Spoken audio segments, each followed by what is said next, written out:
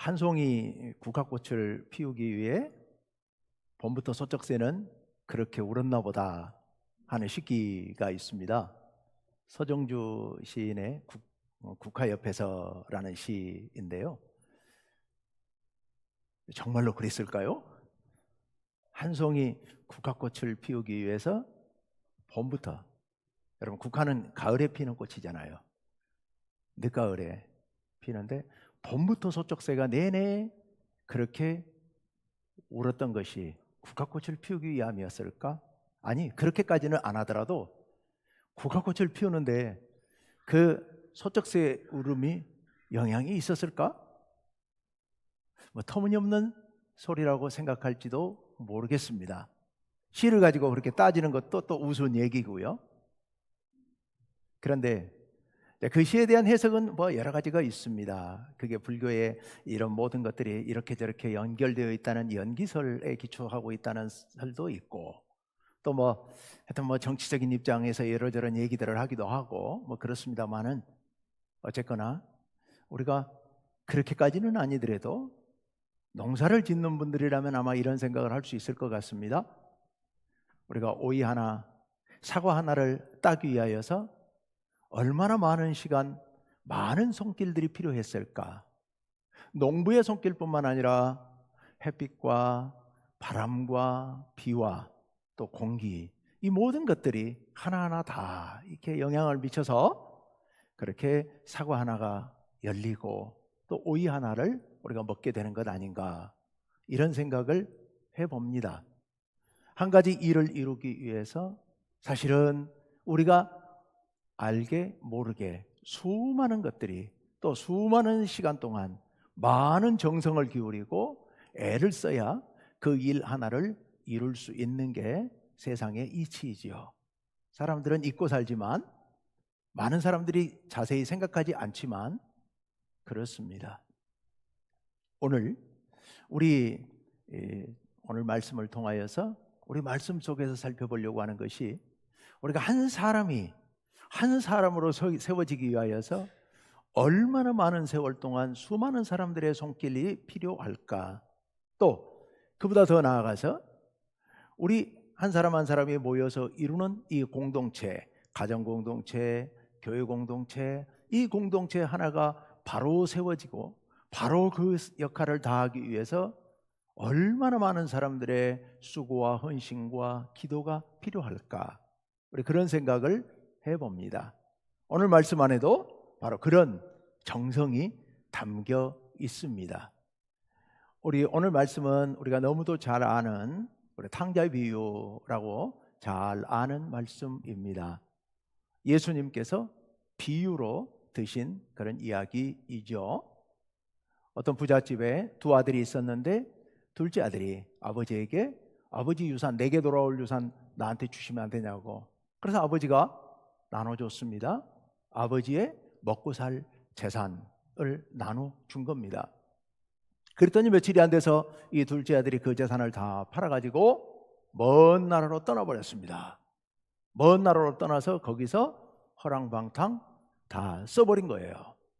그리고서 먹을 게 떨어졌는데, 돈도 다 떨어졌는데, 하필이면 그때 그 나라에 대기근이 들어서 먹고 살 게 없습니다. 누구도 이 사람을 먹여줄 사람이 없는 겁니다. 거지가 된 거죠. 그래서 먹고 살 길이 없을까 여기저기 전전하다가 결국 시골에 돼지 치는 돼지 농장에까지 흘러가게 됩니다. 그 돼지 농장에서 일을 하면서 좀 먹고 살아볼까 했는데, 거기 역시도 기근 때문에 먹고 살 게 없는 겁니다.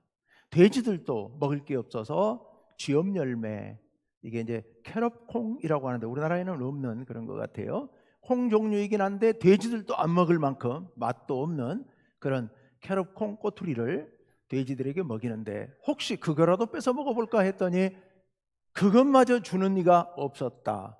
돼지들도 배고프니까 그것을 뺏기지 않으려고 돼지들 입에 들어가는 거라도 빼어서 꺼내서 먹어보려고 했지만 그나마도 먹지 못해서 굶주렸다.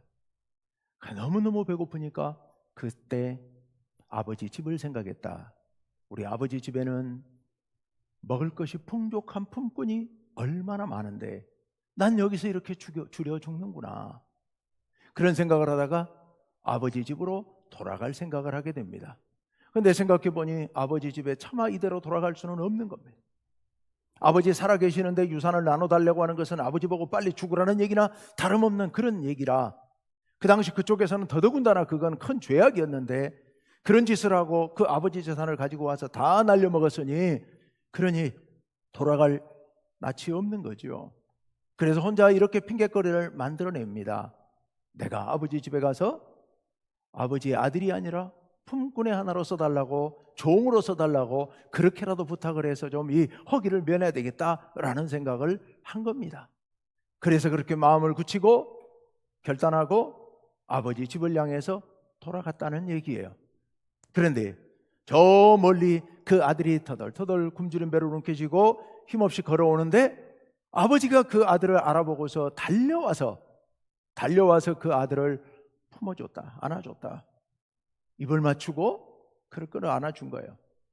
그랬더니 아들이 그렇게 얘기합니다. 아버지, 저는 아버지 아들 자격이 없습니다. 아버지가 그 입을 막고 말을 못하게 하고서 종들을 부릅니다. 종들을 불러서 집에 가서 빨리 좋은 옷을 갖다 입혀라. 그리고 신발을 신겨라. 손에 가락지를 끼워줘라. 이 가락지는 아들의 권위를 상징하는 거예요. 신발을 신는다고 하는 것은 당시 종들이 신발을 안 신고 다녔기 때문에 신발을 신는다고 하는 것은 자유인이라는 표시예요. 얘를 다시 내 아들로 대접해 주자는 거예요. 그리고서 송아지를 잡아서 잔치를 해줘라, 잔치를 베풀라 라고 합니다. 그래서 온 집안에 잔치가 벌어졌습니다. 그런데 맏아들이, 큰아들이 들에 나가서 혼자 일하다가 때가 돼서 집에 돌아오다가 집 가까이 왔는데 집에서 잔치하는 소리가, 풍악 소리가 울리고 노랫소리가 들리니까 이게 뭔 일인가 하고 종 하나를 불러서 물어보죠. 무슨 일이냐고. 그랬더니 종이 얘기합니다. 당신의 동생이 돌아와서 아버지가 기뻐서 저 잔치를 벌였습니다. 이 맏아들이 화를 내면서 집에 안 들어가 버리죠. 집 밖에 있습니다. 그 사실을 알고는 아버지가 집 밖으로 다시 나오죠. 집 밖에까지 나와서 아들을 설득합니다. 그랬더니 아들이 아버지에게 화를 버럭버럭 내면서 아버지에게 항변합니다. 뭐라고요? 아니, 내가 그동안에 아버지 모시면서 아버지를 섬겨서, 여기 섬겼다는 표현은 종이라는 표현입니다. 내가 아버지 앞에서 종처럼 아버지 명령을 어기지 않고 죽도록 일했는데 아버지 그동안에 염소 새끼 한 마리 주면서 친구들하고 먹으라고 하신 적 있습니까? 그런데 저 아버지 재산을 다 창녀들과 함께 먹어 날려버린 저 아들이 오니까 송아지를 잡아서 잔치를 베풀어 주다니요. 대들죠. 아버지에게 아주 거칠게 항변합니다. 아버지란 말도 안 합니다. 사실은 당신이라고 그럽니다. 그리고 자기 동생을 동생이라고도 안 합니다. 당신의 아들이라고 말합니다. 저 자식이라는 거예요. 저 자식이 돌아오니까 이렇게 해준다는 말입니까? 아버지께 항변하죠. 그랬더니 아버지가 그 아들을 달랩니다. 야, 나한테 있는 게 다 네 거 아니냐? 다 네 거 아니냐? 염소? 송아지? 네 거 아니냐? 달래주죠. 그러면서 저 아들이 돌아왔는데 우리가 함께 즐겨야 되지 않겠냐? 이렇게 아버지가 이야기를 했다라는 말씀이 오늘 이야기 전부입니다. 이 이야기는 실화가 아니고 비유입니다. 우리 언제나 성경을 읽을 때 사실 실화보다는 비유가 더 중요하죠. 왜냐하면 예수님께서 이 비유를 통하여서 우리에게 뭔가 들려주실 이야기가 있으셔서 그래서 이 비유를 말씀하신 겁니다. 그러면 이 비유는 어떻게 나온 비유이냐? 사실은 누가복음 15장 전체가 비유 이야기이죠. 같은 주제를 갖고 세 가지 비유를 말씀하십니다. 첫째는 잃은 양의 비유, 두 번째는 잃은 동전의 비유, 그리고 세 번째 잃은 아들의 비유예요. 자, 그 비유가 어떻게 시작됩니까? 예수님께서 말씀을 가르치고 있을 때 예수님 앞에 어떤 사람들이 옵니다. 세리와 죄인들. 그들이 예수님의 말씀을 듣기 위해서 옵니다. 그랬더니 예수님께서 그들을 환대하고 그리고 그들과 함께 식사를 합니다. 그 모습을 보고 있던 바리새인과 서기관들이 이렇게 얘기를 합니다. 이 사람이, 즉 예수님을 얕잡아 보면서 하는 말입니다. 저 인간이 세리와 죄인들을 영접하고 그들과 식사를 한다 라고 하면서 비아냥거립니다. 예수님을 낮춰보는 이야기이지요. 그 얘기를 들으신 예수님께서 지금 이 세 가지 비유를 말씀하신 거고, 오늘 이야기는 세 번째 비유인 겁니다. 그러니까 오늘 이 장면 속에 실제적으로 등장했던 인물들은 옆에 비난하고 있는 바리새인과 서기관들, 그리고 예수님 말씀을 들으러 왔던 세리와 죄인들, 그리고 이 말씀을 들려주시는 예수님. 사실은 이 주인공들이 오늘 이 비유 속에 다 들어 있습니다. 비유 안에 들어 있습니다. 여러분님, 이 비유 속에 있는 이 둘째 아들, 이 둘째 아들이 누구겠습니까? 바로 세리와 죄인들요. 예수님 말씀을 들으러 온 세리와 죄인들. 그리고 맏아들은 누굽니까? 바로 옆에서 예수님과 그들을 비방하는 바리새인과 서기관들. 그럼 아버지는 누굽니까? 아버지는 하나님 또는 예수님입니다. 비유가 이렇게 되죠. 이 비유를 갖고 여러분 여러 번 설교도 들으셨을 테고, 또 이야기 자체가 여러분 한 번만 읽어도 머릿속에 기억될 수 있는, 각인될 수 있는 이야기이기 때문에 다 기억하고 계실 겁니다. 저도 이걸 이 말씀을 얻고 여러 번 여러분의 설교를 했던 것 같습니다. 오늘은 특별히 이 말씀 속에 주인공들의 마음을 한번 깊이 살펴봤으면 좋겠습니다. 주인공들이 어떤 마음으로 이렇게 했을까? 우리 그걸 생각하면 오늘 이 이야기가 더 새롭게 다가오게 될 겁니다. 자, 먼저 둘째 아들을 생각해 봅시다. 여러분, 둘째 아들 왜 그렇게 집을 떠났을까요? 여러분, 밖에 나가서 자기 마음껏 사업을 해가지고 돈 많이 벌어서 아버지에게 와서 효도하려고 그랬을까요? 그건 아닐 거예요. 밖에 나가서 떵떵거리면서 잘 살아가지고 형 보란듯이 와서 자기도 이렇게 살 수 있다고, 이렇게 능력 있다고 그렇게 보여주려고 그랬을까요? 그것도 아닐 겁니다. 이 둘째는 돌아올 마음이 전혀 없었던 겁니다. 돌아올 생각이 아예 처음부터 없었던 겁니다. 그러니까 재산을 다 팔아가지고 먼 나라로 떠나버린 겁니다. 가까운 데가 아니라 쉽게 돌아올 수 없는 먼 나라로 떠나버린 겁니다. 그리고 거기서 재산을 다 탕진하고 이제 굶어 죽게 되었는데도 안 돌아옵니다.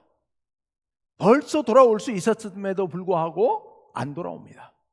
안 돌아오고 거기서 돼지 치는 농장까지 흘러들어가죠. 유대인들에게, 지금 예수님의 이야기는 유대인들을 기반으로 하고 있습니다. 유대인들에게 돼지는 부정한 짐승입니다. 돼지고기를 먹지 않습니다. 뿐만 아니라 돼지를 치지도 않습니다. 돼지 치는 사람들을 부정한 인간들 취급을 합니다. 상종도 안 합니다. 그런데 이 둘째 아들은 돼지 치는 농장에까지 흘러들어가도록 집에 돌아올 생각을 하지 않습니다. 절대로 안 돌아오겠다고 아마 결단하고 나갔을 겁니다.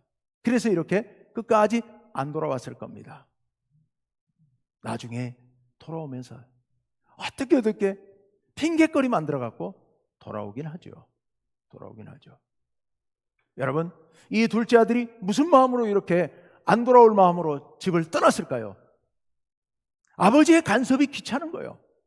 아버지의 사랑, 아버지가 관심 갖는 거, 아버지의 통제 안에 있는 거, 이게 싫었던 거예요. 그래서 아버지 눈 밖으로 아예 아버지 안 보시는 대로 멀리 떠나버리고 싶었던 거예요. 아버지하고 아무 상관없는 곳으로. 만약에 아버지께서 돌아가시면 아버지 유산 자연스럽게 자기에게도 돌아올 겁니다. 그렇지만 아버지의 유산이 정해진 몫에 의해서 맏아들과 둘째 아들 몫이 정해져 있습니다. 대략 둘째 아들이 한 9분의 1 정도 갖는다고 그래요. 맏아들이 거의 다 갖고. 하지만 그것마저도 아버지 돌아가시고 나면 형이 줘야 주는 거지. 그렇죠. 형이 나눠줘야 주는 거죠. 형이 안 주겠다고 우겨대면 이거 참 억지로 받아내기도 어려운 상황이었을 거예요. 뿐만 아니라 그렇게 형에게서 유산을 받는다 하더라도 내내 형이 가장이기 때문에, 형이 족장이기 때문에 형 눈치 보면서 형 통제 안에 있어야 되는 겁니다. 지금 아버지 살아계실 때 아버지 통제를 받고 아버지의 간섭 안에 있는 것도 귀찮아 죽겠는데, 자유가 없는데, 아무것도 못하는데, 아버지 돌아가시고 나면 또 여전히 형 밑에서 또 그러고 살아야 된다고 생각하니 이런 답답한 인생이 어디 있겠습니까?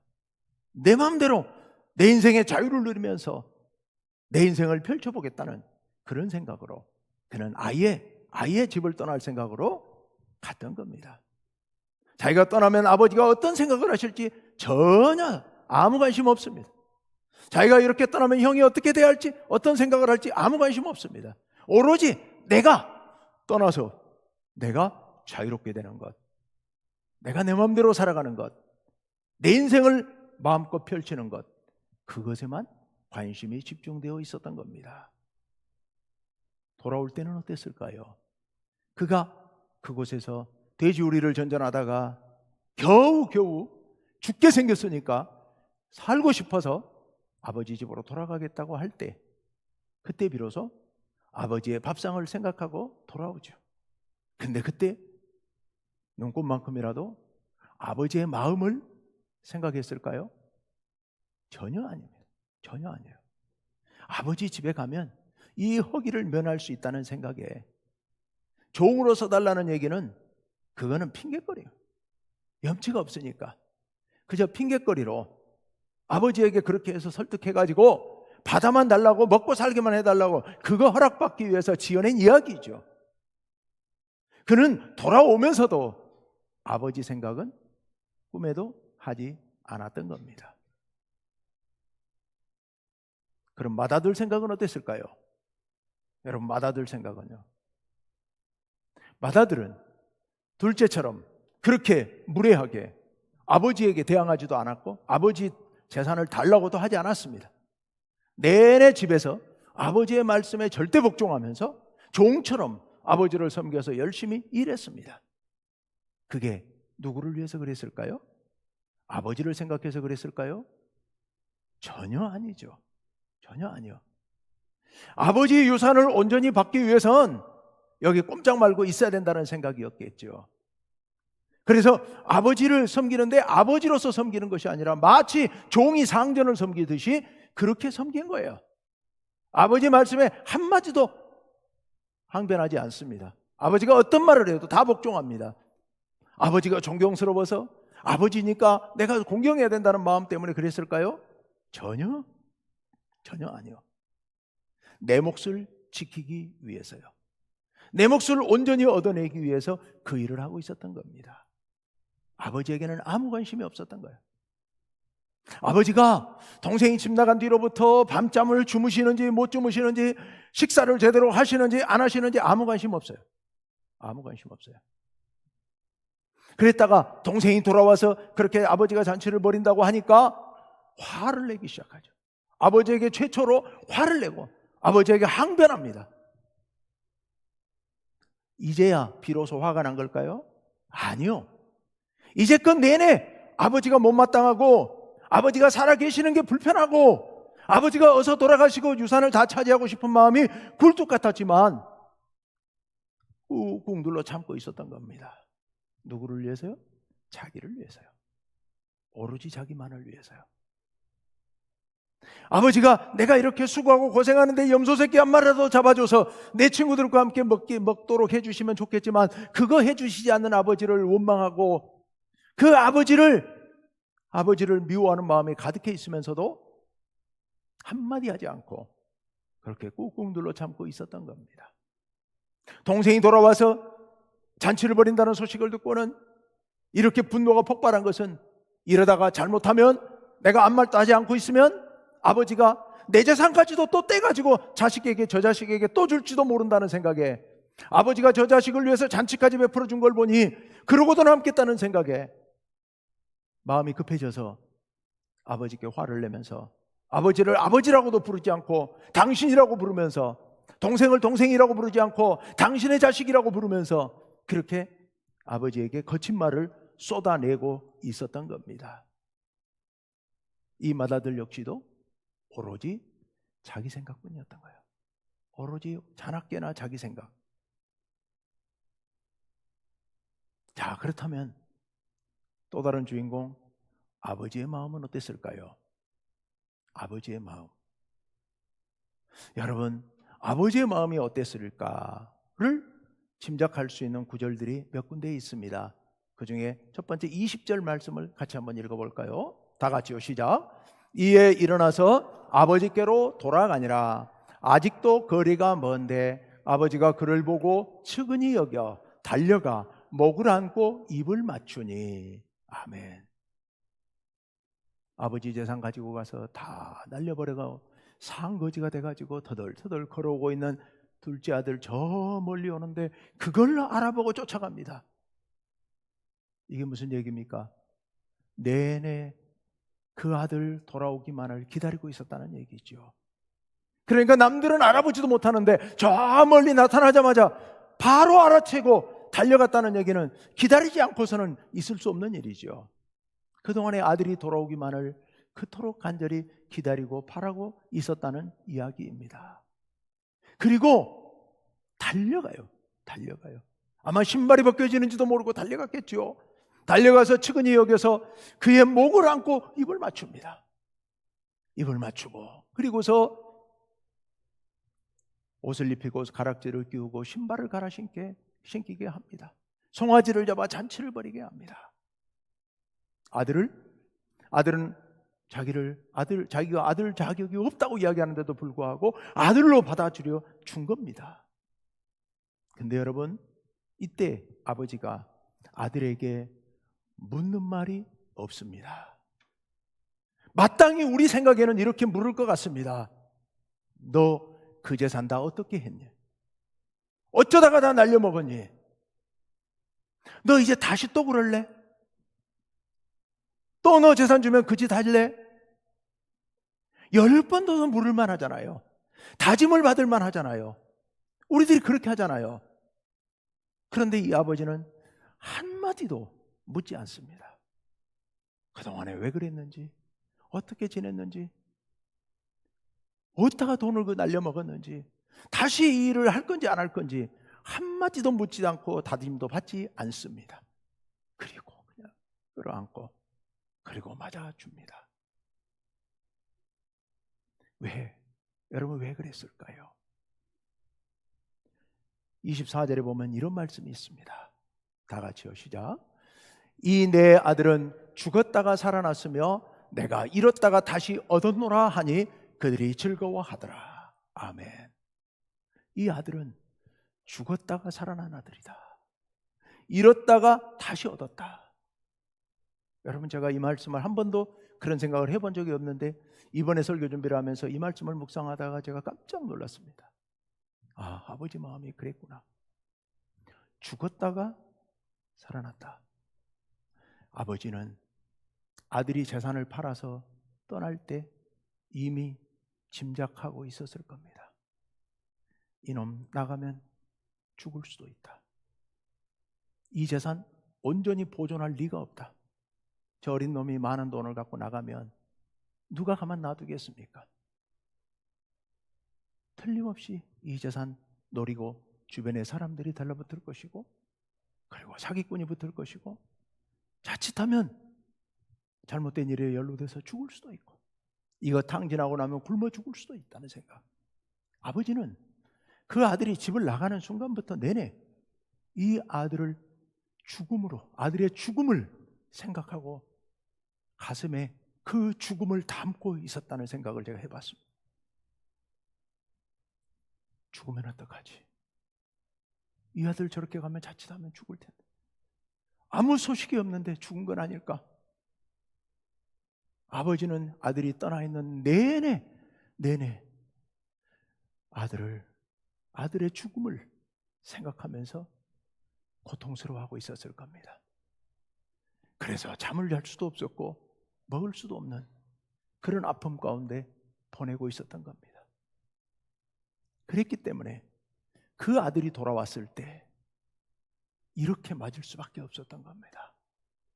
물을 필요도 없었고 다짐받을 필요도 없었고 그저 살아 돌아온 것만으로도 너무너무 반가워서 이렇게 끌어안고 다 용서하고 다시 이렇게 아들로 맞아준 겁니다. 이게 아버지의 마음이에요. 이게 아버지의 마음. 맏아들이 아버지에게 항변할 때, 대들 때, 성생 문제에 대해서 이렇게 화를 낼 때 아버지 어떻게 합니까? 밖으로 나가서 그 아들을 달래주고 맞아주죠. 아버지는 집에 있는 내내 아들이 크나 맏아들이 아무 말도 하지 않고 날마다 들에 가서 그렇게 죽을똥살똥 일하면서 애써서 자기가 무슨 말해도 한마디 항변도 하지 않고 저렇게 순종하면서 일하는 모습을 보면서 아버지가 그 마음 몰랐겠습니까? 아, 저놈이 지금 나를 위해서 저렇게 하는구나, 그렇게 생각했겠습니까? 아버지 마음은 그 맏아들 마음 가운데 무슨 계산을 하고 있는지, 무슨 생각을 하고 저렇게 하고 있는지 이미 다 알고 있었을 겁니다. 그래서 지금 이렇게 둘째가 다시 돌아왔을 때 맏아들이 그렇게 화를 내고 펄펄 뛰는데도 그거 다 이해한 거죠. 그래, 마음 그럴 법하겠다, 너 그렇겠다. 아버지가 그 마음을 이해해주고 그 마음을 품어주면서 다독거려주고 그렇게 자기에게 불손하게 대드는데도 불구하고 그래도 그를 끌어안고 들어가자라고 설득하고 있습니다. 또 한 가지, 아버지는 이런 말을 합니다. 31절 말씀 띄워주세요. 다 같이요, 시작. 아버지가 이르되 예, 너는 항상 나와 함께 있으니 내 것이 다 네 것이로되. 그렇죠. 내 것이 다 너의 것이라고, 내 것이 다 너의 것이라고 그렇게 이야기를 하고 있습니다. 그러면서 마지막 32절에 이렇게 이야기하죠. 다 같이요, 시작. 이 내 동생은 죽었다가 살아났으며 내가 잃었다가 얻었기로 우리가 즐거워하고 기뻐하는 것이 마땅하다. 아멘. 죽었다가 살아났고 잃었다가 얻었다는 얘기를 또 한 번 더 반복하고 있죠. 아까 24절에 있었는데 32절에 또 반복합니다. 그러면서 뭐라고 얘기를 합니까? 우리가, 나와 너와 내 동생이 우리가 즐거워하고 기뻐하는 것이 마땅하다. 여러분, 우리가 우리 가족이, 우리 가정 공동체가 함께 기뻐하고 즐거워하는 것. 아버지의 마음은, 오로지 아버지의 마음은 온 가족이 서로 손에 손을 잡고 기뻐하고서 즐거워하면서 함께 식탁을 나누고 함께 서로를 염려하는 이 아름다운 가정 공동체, 아버지의 마음은 거기 머물러 있었던 겁니다. 아들들은 오로지 자기 목 챙길 생각만 하고 있을 때 아버지는 어떻게 해서라도 온 가족이 손에 손을 잡고 서로 얼싸안고 기뻐하면서 함께 식사하면서 함께 즐거워하는 그런 아름다운 공동체, 올해 우리 교회의 표어인 이 거룩한 공동체, 이 거룩한 아름다운 공동체, 아버지의 마음은 거기에 머물러 있었던 겁니다. 여러분, 아들들의 마음은 오로지 지들 생각뿐입니다. 자나깨나 자기들 생각뿐이에요. 아버지 생각은 눈곱만큼도 하지 않습니다. 그런데요, 아버지는 어떻습니까? 아버지는 자기 생각은 눈곱만큼도 하지 않습니다. 오로지 자나깨나 자식들 생각뿐인 거예요. 이게 오늘 여기 등장하는 아버지의 마음입니다. 그런데 여러분, 예수님께서 오늘 이야기를 직접적으로는 바리새인과 서기관들, 그리고 옆에 있는 제자들과 그 세리들, 이런 사람들을 들으라고 하신 말씀이셨지만, 그러나 이 말씀은 오늘 우리들을 향한 말씀인 줄로 믿습니다. 다시 말씀드리면 우리가 둘째 아들이고 맏아들인 겁니다. 우리의 마음이 그렇습니다. 여러분, 우리 마음이 그렇습니다. 여러분, 우리 마음이 어떻습니까? 우리 마음이 늘 내 생각만 합니다. 내 생각만 해요. 어떻게 하면 내가 더 많이 가질까만 생각합니다. 우리는 원래 하나님의 백성들이었습니다. 그런데 하나님 안에 있는 게, 하나님 품 안에 있는 게 너무 답답하고 하나님의 간섭이 너무 싫고 하나님의 눈 밖에 벗어나고 싶은 마음에 내 마음대로 자유롭게 내 세상을 만들고 내 세상에서 활보하고 싶은 마음 때문에 우리 인류는 모두 하나님을 떠난 백성들입니다. 내 마음대로 살고 싶어서요. 그게 우리의 마음입니다. 하나님의 간섭이 싫어서요. 하나님의 통제가 싫어서요. 하나님의 눈치 보는 게 싫어서요. 뭘 해도 하나님께서 다 알고 계시는 이게 싫어서요. 그래서 우리 인류는 하나님의 품을 떠나서 하나님을 배반하고 떠나버린 것이 바로 우리 인류입니다. 우리가 바로 그런 존재들입니다. 하나님의 품을 멀리 떠나 내 마음대로 살고 싶어하는 마음, 그것이 우리 마음이에요. 굶어 죽어가면서도 어떻게 하면 내 배를 채울 수 있을까 생각하는 거죠. 하나님 앞에 나와서도 내 죄를 온전히 회개하기보다는 어떻게든 하나님의 심판을 면할 방법은 없을까 해서 핑계대며 회개하는 척하면서 하나님께 복받고 하나님의 은혜 안에서 그저 그냥 내가 누리며 내가 살 그 궁리만 하고 있는 게 우리들의 모습 아니냐는 겁니다. 단 한 번도 나로 인해서 우리 하나님께서 얼마나 아파하실까?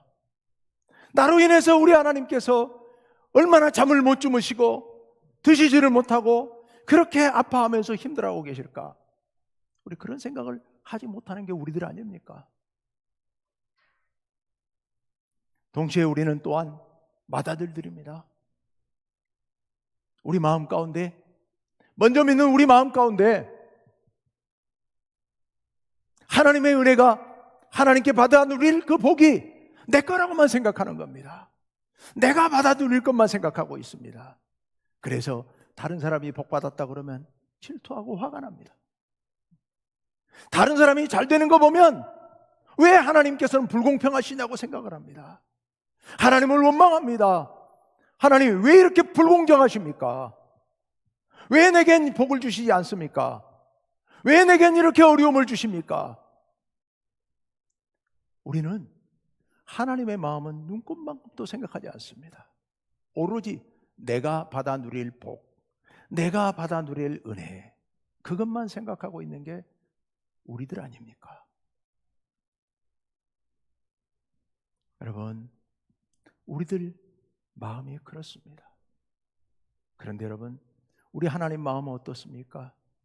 우리 하나님의 마음이 바로 아버지의 마음이죠. 당신 자신의 일은 눈꼽만큼도 생각하지 않으십니다. 하나님은 자나깨나 여러분 생각뿐입니다. 한 송이 국화꽃을 피우기 위해서 소작새가 봄부터 울지는 않았을지라도 그 한 송이 국화꽃을 피우기 위하여서 봄부터 오랜 세월 동안 수많은 것들이 영향을 끼쳤듯이 우리 한 사람 한 사람을 하나님의 자녀로 온전하게 세우시기 위하여서 하나님께서는 수많은 세월 동안 밤낮으로 잠을 주무시지 아니하시고 식사를 거르시면서 우리를 돌보시고 전전긍긍하시면서 우리를 감싸주시고 지금까지 이렇게 보호해 주신 줄로 믿습니다.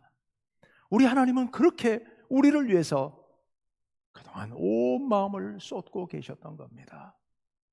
우리가 때로 하나님 앞에 원망하고 불평을 쏟아내는 그런 일이 있을지라도 맏아들처럼요, 하나님께서는 그것마저도 우리의 불평 불만까지도 다 받아주시고 용서해 주시면서 품어주시고 달래주시면서 오늘까지 우리를 인도해 주신 줄로 믿습니다. 동시에 우리 하나님께서는 우리 모두가 서로서로 사랑하여서 맏아들들과 둘째 아들들이 서로 손잡고 함께 기뻐하면서 함께 즐거워하면서 아름다운 공동체를 이루어서 아름답고 행복한 가정을 이루시기를 원하시고 아름다운 교회 공동체를 이루시기를 원하시고 아름다운 이 세상을 이루시기를 원하시는 겁니다. 그래서 하나님과 우리 모두가 손잡고 아름다운 이 한 어울림 공동체를 이루어서 행복한 세상, 아름다운 세상을 만들기를 하나님께서는 밤낮으로 바라고 원하고 계신 겁니다. 여러분, 우리가 언제까지 맏아들로 둘째 아들로만 살아야겠습니까? 언제까지 철딱서니 없이 그렇게 아들들의 마음으로만 살아야겠습니까? 이제는 그 아들들의 마음을 벗어나서 하나님의 마음을 생각하시면 좋겠습니다. 하나님의 마음을 이해하면 좋겠습니다. 그래서 우리 마음 가운데 하나님의 마음을 품었으면 좋겠습니다. 하나님의 마음을 닮아가시면 좋겠습니다. 조금씩이라도 우리 마음 가운데 하나님의 마음을 품고 아들의 마음을 버리고 그렇게 나아가 하나님 뜻에 합당하게 우리의 삶을 갖고 가고 그리고 우리의 가정과 우리의 교회와 우리 공동체를 하나님의 뜻에 가장 합당하게 바꿔가는 그런 여러분 모두가 되시기를 간절히 바랍니다. 그럴 때 하나님께서 참으로 기뻐하실 줄로 믿습니다. 함께 기도합시다.